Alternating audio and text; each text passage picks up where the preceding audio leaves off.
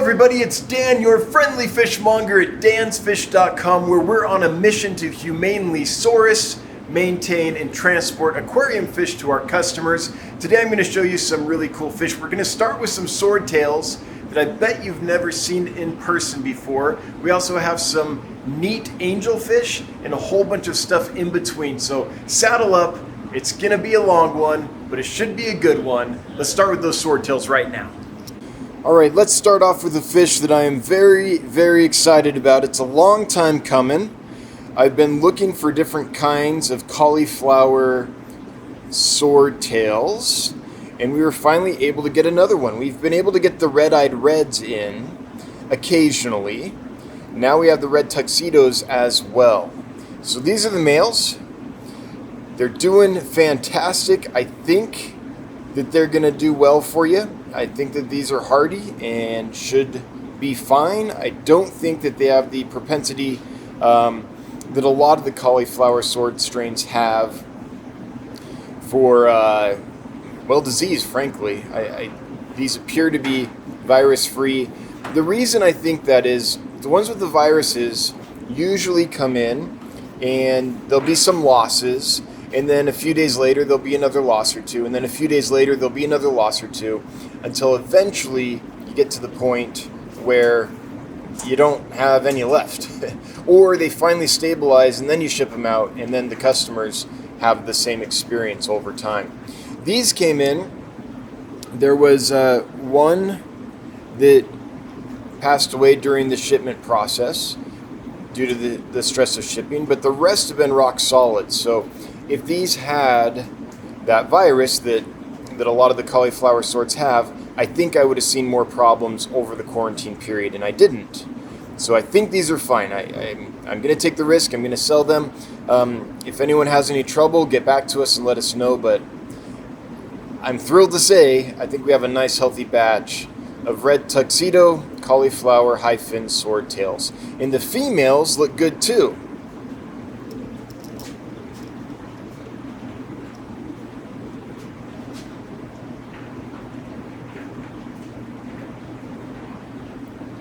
So here are the females that go with those males, and they're looking fantastic as well. No issues. No issues at all. In fact, if we look here, zoom out a bit, we didn't lose any of these in shipping at all. So of the batch of females and males, we lost one male. All the rest seem to be doing great. And that was just during shipping.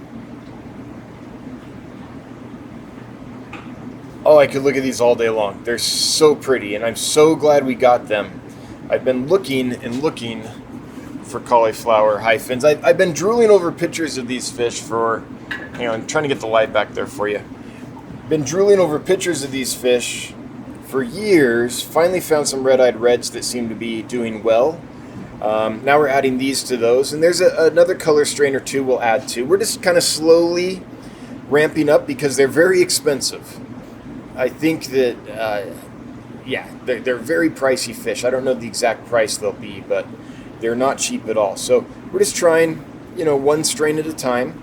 Hopefully next time we bring these in, we can bring in another strain as well, and gradually build up our strains of these. And hopefully people from the United States will start breeding them so we don't have to import them anymore. It would be nice if we could have good, strong, healthy cauliflower fin swords sourced in the United States. That would be absolutely amazing. So hopefully people will buy these, breed them, distribute them, and we can get them established so they aren't so rare and so pricey and so unattainable. Anyway, really glad to have these. Okay, we also have more of the round-tailed paradise fish. This is a species you don't see very often. These come out of China, and they're doing fantastic. Look at that horde. Oh man, I better feed them some more. That's not going to be enough. So for those that are about to ask, the food that we're feeding is Hikari Massivore Delight Pellets. You can get them at our Amazon link down in our description. If you do that, then we'll get a little kickback, and that'll help our channel, so we appreciate that. But Folks always ask me, what do you feed? And it's the Hikari Massivore Delight pellet. Now, I want to stress, that's not all we feed. I think variety is important. Don't just feed one kind of food. But in the videos, we tend to feed that food because the fish go for it, so it makes a good video. And it's a big pellet, so they all kind of gather around it. So it makes it easy to frame in the camera. But we also feed flakes and small pellets and frozen foods and live foods and veggie foods and all kinds of things for a balanced diet. So I don't want people to think that just because they mostly see us feed Hikari Massivore Delight pellets in our videos that that's all we feed. So quick disclaimer there. Anyways, these guys are doing fantastic. They just look great. Down here, it's going to take these guys a while to get over to the food, so I'm not going to drop a pellet in there. We'd be waiting for hours for them to, not hours, but for quite a while for them to get over and find it. But here's a nice batch of red lizard whiptail catfish, a neat loricaridae, and as they grow, they're going to get more and more red. They're starting to get it a little bit. And these guys will get, I don't know, around 4 inches, maybe 5 inches for a really big one. Right now, they're about an inch, inch and a quarter, maybe an inch and a half on the biggest one. But they're doing fantastic. They love these plants. This is Anubias barderi, short and sharp. That's what it's called. Anubias barderi, short and sharp. And they love hanging out in the plants. All right, moving on. Okay, we were able to bring in some more red-eyed red cauliflower high fin swordtails. These are the females. We'll show you the males in just a second. They're doing fantastic. Again, I'm proud to say the customers that we're sending these to are not reporting any issues with any sicknesses or any of the viruses that are common to these fish. So I think we've got a virus-free strain. I hope so. So far so good on these. So we're going to keep bringing them in until they're not available anymore. They're hard to get, but also until someone says, hey, we got a problem, and then we'll stop. But so far so good. I think we're in good shape. So I'm pretty confident about this fish. I'm confident about this batch. Looking good, doing fantastic for us. So these are the ladies. Let me show you the males. Okay, here's some males. We have another tank of males as well.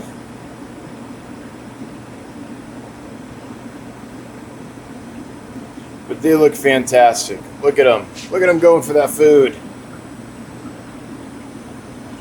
So these are some males for the red-eyed red high fin cauliflower swordtails. Or maybe we're calling them blood red. I don't know exactly what.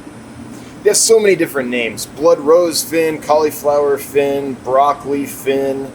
I don't know, I'm sure there's others.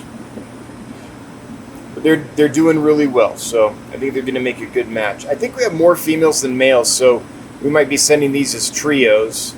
And please pardon the background noise. I'm over by the filter equipment that we have in the corner of the warehouse here, and it's big pumps and filters and stuff, so it's pretty loud. I understand that. Just want to get some footage of these guys because they look so good. And then the other thing in this tank, which is amazing, is this snail. He's kind of under there, but that thing is getting on the size of a quarter. Maybe not quite a quarter, but definitely bigger than a nickel. Like that is our biggest, oldest snail. He's so big. Look at all his kids on the bottom. Anyway, in the tank next to those, we have more of the male red tuxedo cauliflowers. They're also doing really well.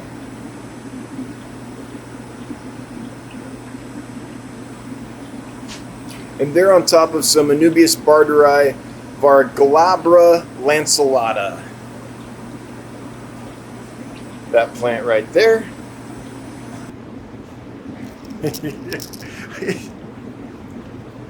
I never know how to do this. I'm supposed to ask you all to like, subscribe, and hit the notification bell, but I always feel awkward doing that, so I guess I won't. I won't ask you to do that. Alright, here we have a nice group of Corydoras similis. They're doing really well. They have fat bellies. We checked their bellies yesterday. Their eyes are clear. They're swimming normally. They're doing fantastic. They are a little small, however. The smallest ones are just a little under an inch. The largest ones are just a little over an inch. But they're ready to go. They're just on the small side. So they're young fish, but they're healthy and happy and they should thrive for you. Alright, here's a horde of Corydoras sterbai. The group's doing really well, so I think these are going to thrive for you, like the other fish I'm showing you. If I ever show you a fish and I'm like, ooh, how do I say this? I will show you fish that aren't ready to go yet, but I'll tell you. I'll be like, hey, look at these because they're really neat, but we've had some issues. They're probably not ready to go yet. So we'll be upfront with you about that. But these ones, they're doing fantastic. There's a bunch back there on that pellet as well. This pellet got pushed in those plants, so it's a little hard to see. But Corydoras sterbai, one of the prettiest Corys on the market. Of all the Corys that are regularly available, these are one of the prettiest for sure. Bold patterns, bright orange pectoral fins, bright orange ventral fins, and they just get better and better as they age and get big. It's just fun to watch. I have it zoomed in so you're missing some of the activity, but all over the bottom of this aquarium there's Corys doing Cory things. It's really fun to watch. I love this species. Alright, here is a betta sorority. These are a mix of crown tails and double tails, and they look fantastic. Like, this tank is so fun. This is one that you walk by and you just automatically stop and stare at for a little while because there's so much color in here, so many different varieties of fish, and they're just so neat. So it's a pretty successful betta sorority. We've had it going for a little while now, and a couple of things about being successful with these. I'm going to drop some food in here and then I'll talk about it. You can get a couple problems with betta sororities. One of the main ones is that they can get egg bound. Now, they can get egg bound if you're keeping a female by itself as well. It's not necessarily more prone in a sorority. I might have to separate that one. I'm seeing that this one back here has a swollen eye. That one. The rest seem fine. That one's got a little protrusion on the eye, so we'll need to separate that one so it doesn't get out-competed. But anyway, egg binding, look at the flames on this one. That blue one with the red flames on that crown tail there. Woo! So, egg binding is a big problem. Now, how do you prevent that? Well, you make it so they don't produce as many eggs. Well, how do you do that? The way we do that is, if you notice there's some notes here, feed every other day. So that's the first thing. We don't feed them every day. We feed them every other day, and we just gauge their body weight. And if they're getting a little thin, then we feed them a little more. And if they're getting too fat, then we feed them a little less. But every other day tends to be a pretty good cadence. And then also veggie heavy. So we feed these a lot of spirulina flakes. We feed them a lot of food that has a lot of veggies in it, just because that's a little less fattening. They're less likely to produce as many eggs on it. Now, it's still, those veggie flakes and things still have protein in them. There is fish in there, there's shrimp in there, there's other things. It's not just veggies. These are carnivores, and I wouldn't feed them just veggies. But we find when we feed heavily on veggies, we'll put in protein flakes and pellets and bloodworms and brine shrimp and all those things in as well. But mainly we feed a veggie-based diet. If we do that and we only feed every other day, then we don't have as much problem with egg binding. So that's item number one. Item number two is, I think a sorority does best when there's a lot of fish in it, because female bettas are fairly peaceful compared to male bettas, but they're still bettas. You'll see a nip here and there. You'll see a flare here and there. You're seeing it as we're looking at this. It's all day long. They're competing for their hierarchy. That's just what bettas do. So you want a good big group of them. If you only have 2 or 3 or 4, then maybe it would work, but that aggression isn't spread out very much. It's like that whole cichlid thing, right? Crowd them and they'll be less aggressive to each other. Same rule with bettas. If you have several in there, they're gonna do well. So those are my 2 main tricks for bettas, for a successful sorority. Don't overfeed, like monitor the feeding, and they're gonna wanna eat and you're gonna wanna feed them because they're so cute and they're gonna beg, but don't do it. You train the fish, don't let the fish train you. And monitor how much you're feeding so you don't get a whole bunch of eggs, and keep a large group. Now the other thing you could do is keep them at a lower temperature. So I don't want to say cold because bettas don't like the cold at all, but whatever their, I don't know their exact temperature tolerance is, but whatever it is, keep them on the lower side, and maybe they'll be a little less likely to be aggressive or produce eggs because their metabolism is slower. So that's something you could consider. I don't do that though. I like keeping bettas warm and toasty. These guys are at about 79 degrees. And the reason is their metabolism runs quicker for sure, but they're able to better fight off disease and they're more active in things. I think you start getting a lot of problems with bettas when you keep them a little too cold. When you see them out in the pet store, in the big box store, and they're in those little containers, and those containers are not heated, and they're maybe in the low 70s or so, you'll see them just laying on the bottom. They're sluggish, they're kind of slowly wasting away, and they're getting very prone to disease just because they're kind of chilly, just like you or I would be prone to disease if we got too cold too often. So I do know that is something that can prevent egg development and can help prevent aggression, but I don't think it's the way to go. I think monitor the food, crowd them, and also this is a fairly bare tank. We've got some hides and some pipes and some artificial plants in here and stuff, but if you have a nicely planted aquarium that has a lot of hiding places, a lot of different nooks and crannies and all that can help as well. So that's kind of the secret to a successful betta sorority, I would say. This is a 40-gallon breeder. There's a lot of fish in it, and they're doing fantastic. Yes, they'll nip every now and then, and yes, you'll get a hierarchy dispute every now and then. That's part of betta life. But in general, long-term, this should be fine as long as we don't overfeed. So these are the double tails and crown tails. Let me go over and show you another tank. I think we'll probably call the other ones, like, these are fancy as well, but the other ones we'll probably call like the fancy betta sorority or something, because we have these and we have some that are more expensive that I'll show you.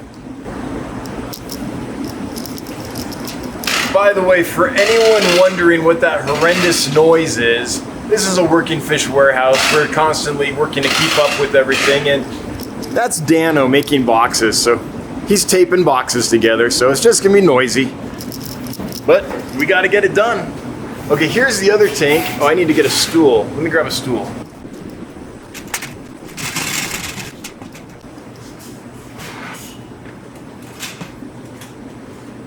Okay, here's what we're calling like the fancy betta sorority, fancy female betta, something like that. So these are kind of higher end, a little more expensive. There's some koi bettas in there. There's some black, what do they call it? Black samurai bettas in there. There are some mustard gas bettas in there. There's some platinums. I think there's platinums in there maybe. So these guys are a little more expensive, but they're not too much more expensive. But we've just kept them in separate tanks so that we can easily sort them. But there's no problem keeping these with the crown tails and the double tails. They'll all do just fine together. So same rules apply. Anyway, some good looking betta sororities. Okay, if you look very closely, you'll see some little dwarf anchor catfish on this Anubias barteri butterfly. They like to hang out in the leaves of the Anubias. Now there's a bunch under that plate and stuff as well, but some of them like to hang out on the Anubias, which is kind of cool. Some down there on the sand as well. Just a neat little dwarf catfish. Now, one thing about this fish is we don't get them to eat dry foods very well at all. These guys want frozen foods, so we feed them frozen bloodworms and other frozen foods. But just know that if you get this, you're going to need to feed them frozen foods, which is just, a little more work, I suppose, than feeding dry, at least for a while until you can train them to eat dry foods. If you can. I haven't had much luck getting them to eat dry foods. And by the way, the stuff on the Anubias leaves, that's just sediment that's settled down. So that'll brush off over time. We put these catfish in here, they stirred up the bottom, and in a couple days that'll all be gone as it continues to get stirred up and flushed out of the aquarium. So here's the batch of pygmy Corys. Bellies are fat, they're swimming like they should, they're acting perfectly well, so I think we have a nice healthy batch of them for you. This is a species that is tricky. There's lots of suppliers, and this is another one where we had to be really careful and we have to source them correctly, or they come in really emaciated and have problems. But we've got some good suppliers now of them, so I think they're gonna, in general, they've been rock solid for our customers. So if you've been holding off on pygmy Corys because you had a bad experience once from a different supplier, I'd recommend giving them a try. Get a group, and I'm confident they'll do well for you. We've had lots of batches, and they're doing fantastic. Oh, they're just so cute. I could watch them all day, but I've got work to do, so moving on. So the taping goes on, but we've got to do it because on busy shipping days, we don't have time to build the boxes. So we've got to get all this back stock of boxes redone and everything. So Dano's working hard at it, getting it done. Here are some black Venezuelan Corys. Sorry, I keep forgetting to show you guys these tags. Looks like they're doing fantastic. No losses, no issues. They're in there with some Cryptocore and Wendetti green. And great little Cory. Now this is one that is not difficult to keep or breed.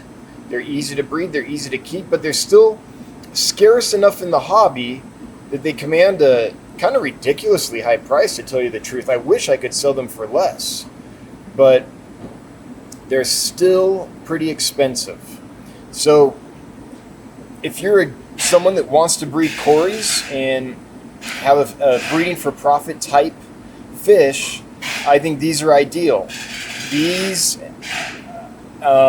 maybe the orange Venezuelanus, the gold laser Corys or yellow laser Corys, those kinds of fish. Generally easy to breed, easy to keep, but still pricey. And that's ideal, I think, for that kind of breed for profit project, because if they're easy to breed and easy to keep and you can sell them for a decent amount, then that seems like the ideal breeding project to me. I don't think that'll last forever, though. I think we've got a few years, and then the price will have dropped because they are so easy to keep and breed that they'll have, moved into a more mainstream thing in the hobby.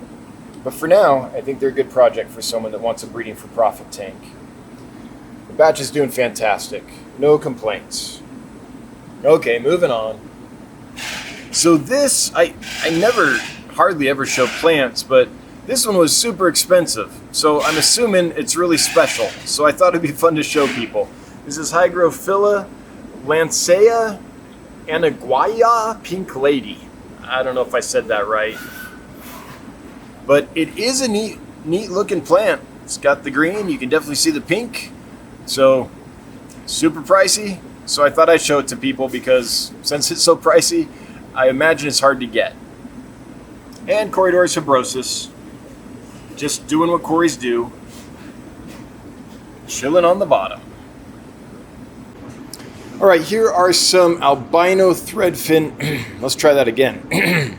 Mic check, mic check. Hello, here are some albino threadfin acaras. And I'm happy to say they're doing fantastic. This is another one where we've had to try different suppliers to find someone that did it right. We found a supplier that is consistently good. So these have been healthy for us consistently over several batches. So I think we've figured these guys out. Now, they're not big and impressive yet. We're talking about 1.5 inches. Maybe the biggest one is around 2 inches. Maybe 1.25 inches, the smallest ones. But these grow into absolutely stunning fish. It's going to take a little time, but just trust me when I tell you, you're not going to be disappointed. Once they've grown in and colored up, they're one of the prettiest fish out there. I'm excited about this fish. This is easily the best batch of rainbow shiners we've ever had. They're fat, they're plump, they're active. They're starting to color in already, which is awesome. Now, a lot of the ones that don't have any color will probably also start coloring up, so it's probably a good mix of males and females in here.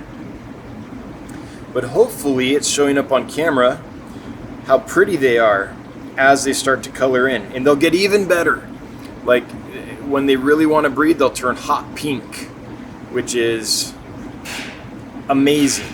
Hot pink with blue. It's just about the prettiest sight in nature. I would put them up against, when they're in spawning mode, I would put them up against any of the prettiest marine fish out there. They're absolutely stunning. Okay, I want to show you this, and I'm afraid the camera's going to scare them away, so I'm trying to do this from a bit of a distance. These are hillstream loaches. There's a group there and a group back there, and they're eating Hikari Massivore Delight pellets. So they are pellet trained, which makes them easy to keep. These are the, they call them yellow-finned hillstream loach or yellow-finned Borneo sucker, or, I mean, there's lots of different names for them. But they're neat species of hillstream loach, something different from the typical Sowelia lineolata, or reticulated hillstream loach that we usually see. So if you like hillstream loaches and you're looking for something a little different, this is one to look at. Well, the scientific name listed on the website, I don't know it off the top of my head. It's a great little group, and they're doing great. They're easy to feed, easy to keep. I think they're going to do really well for you. Okay, here we have a horde of albino hoplo cats. This is one of my favorite catfish species ever. They get decent size, they're personable, they're fun, they breed in an interesting manner. They're a bubble nest builder, believe it or not, a catfish that builds a bubble nest. I love them. So I'm bringing them in to see how well they do. Now, health-wise, they're doing great, but see how well they sell. The problem I've had is I brought in regular hoplo cats just because I think they're amazing, and they didn't sell very well. I like them, so I want to keep bringing them in, but I can't keep bringing them in if they don't move. So I'm trying the albinos instead. Hopefully people will like them, see how cool hoplo cats are, and we can keep bringing them in. So we'll see how this goes. This is kind of an experiment to see if people like the albinos better. They are pretty. That white color with those dark spots is a nice contrast, and they have like a platinum sheen on them. It's not a dull white on the body. It's a nice shiny white, kind of like a Miyuki rice fish or something like that. So hopefully folks like them. We'll see. If they do, we'll keep bringing them in. If not, this will be an experiment that we'll learn not to keep doing. But I think they're fantastic. So here we have a very special tank of angelfish. These are albino Manicapurus. So the Manicapuru gets some nice orange, red up on the shoulders, up on the dorsal surface, kind of between the eye and the dorsal fin. Kind of maybe back a little further. This is the albino version of that. So they should get more and more orange and red in as they grow. These are decent size already. Body size is around 2 inches, give or take a bit. Maybe a little bigger on the biggest ones, maybe a little smaller on the smaller ones. But they're a neat variety of angelfish, and albinos have a reputation for being, sensitive and all that. But I'd like to say the ones we've had are doing well. They're eating well, clear fins, clear eyes. I think they're healthy, so I think they're going to do well for you. All right, here's a group of Dantum angelfish. They're doing absolutely fantastic. Fat and sassy and healthy. Now, Dantums are a bit of a mystery. So there's a claim that they're a cross between Pterophyllum scalare and Pterophyllum altum, the altum angel. I don't know if that's true. I mean, that might just be lore. It doesn't seem probable to me, especially at their price point and things. But whatever they are, they probably got that claim because of how beautiful they are. Look at those nice dark stripes. Look at those nice long Straight ventral fins on most of them. A couple of them look like they've been in a tiff and maybe had someone take a little nip at theirs. But in general, really nice straight fins, really nice barring on the body, pretty fish. They don't have that like I've been inbred fish feel, so that's good.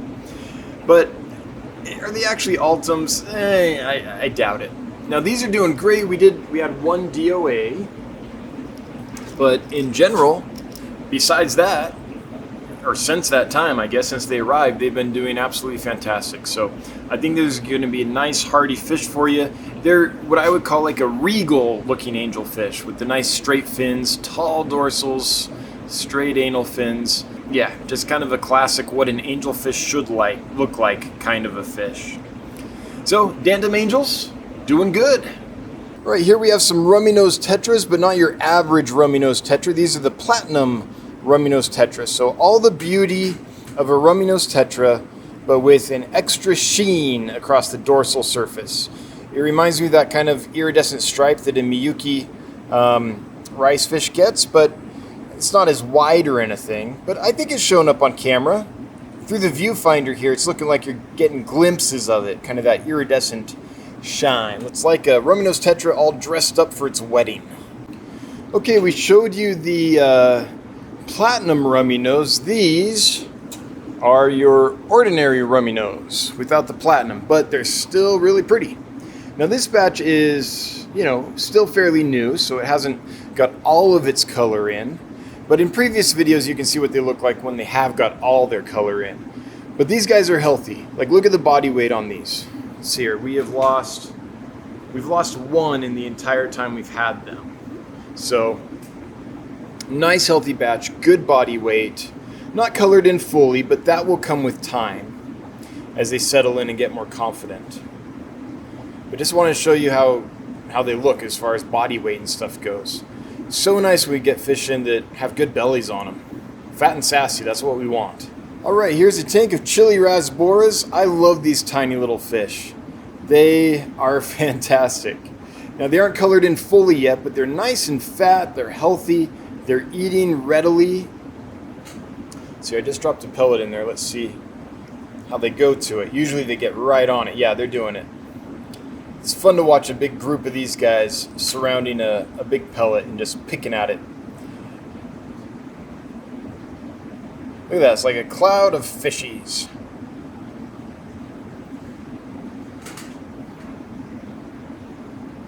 Anyways, I'm not going to say that this is the fattest batch of chili rasboras I've ever had. I have had them come in fatter, but maybe only once. This is maybe the second fattest batch I've had. So they look really good as far as body weight and all that goes. And they should develop their nice red colors as they settle in over time. Some of them are starting to get it. You can kind of see it. But that'll get better and better over time. So, chili rasbora, one of my absolute favorites. Oh, and I forgot to show you the plant they're on. This is Cryptocorn wendetti affinis red. And the green is what it came in as. You can see it transitioning to its underwater form, and that's that red foliage. So as it transitions from its immersed form to its submerged form, it's getting redder and redder. Cryptocorn wendetti affinis red. I like that plant. I think that red's kind of cool. Okay, here's some platinum half-beaks. It's a really beautiful half-beak. Easy to feed, easy to keep. One of the hardier ones. Fairly common, but for a reason. I mean, look how pretty they are. Bright platinum with orange fins. Really pretty fish. Look like little alligator gars. I always think of them as platinum alligator gars in miniature. Alright, here's a peek at some Kubutai rasboras. Microdevario Kubutai, the neon green rasbora. Called that because, well, they're neon green. How do you describe that green? I don't think I will. I think you'll have to see it in person someday. Like light lemon green iridescence? Is that how you describe it? It looks a lot like I said I wouldn't, and then here I am doing it. It looks a lot like the green on like a neon green killifish, like Poropanchax luxophthalmus. Or is it Congo Panchax? I can never remember. But same kind of like light green iridescence. Anyway, look at the body weight on these guys. This is a nice, healthy batch. They're doing really well. We've lost one in the entire time we've had them out of all these fish, so pretty good batch. All right, this is Penthea gellis, the dwarf golden barb or golden dwarf barb. I'm not sure which way it goes. One of my favorite barbs, and the reason is they're pretty, they're peaceful. Sorry, I just moved my hand and it freaked him out. They're peaceful. They're not at all like a tiger barb or any of those barbs with a bad reputation. These guys don't hurt anything, and they stay small. We're talking around an inch-ish, maybe a little bigger. The ones we're looking at here, these are maybe half an inch, maybe a little bigger than half an inch. So small little dwarf barb, peaceful and pretty. Oh, and hardy as well, so they've got that going for them.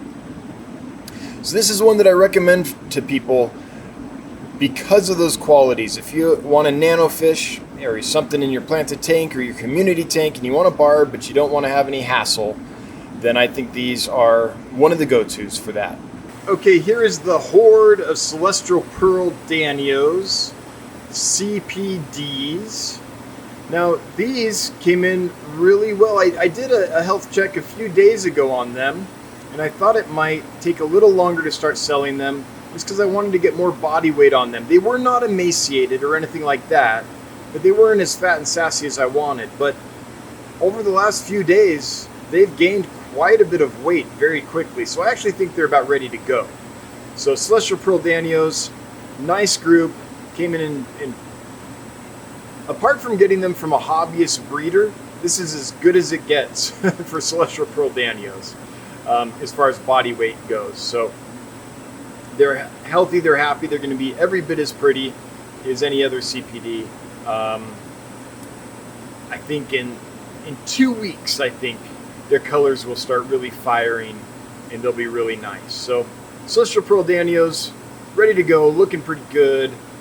Sorry it's so loud, but we are over here by the pump. So that's the water pump right there, and up there that's the air pump right there at the tip of my finger.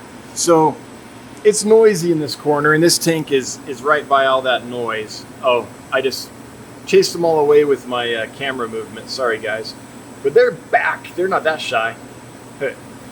Dude, I have the coolest job ever. I get to go around and look at beautiful fish all day long. It's not a bad gig.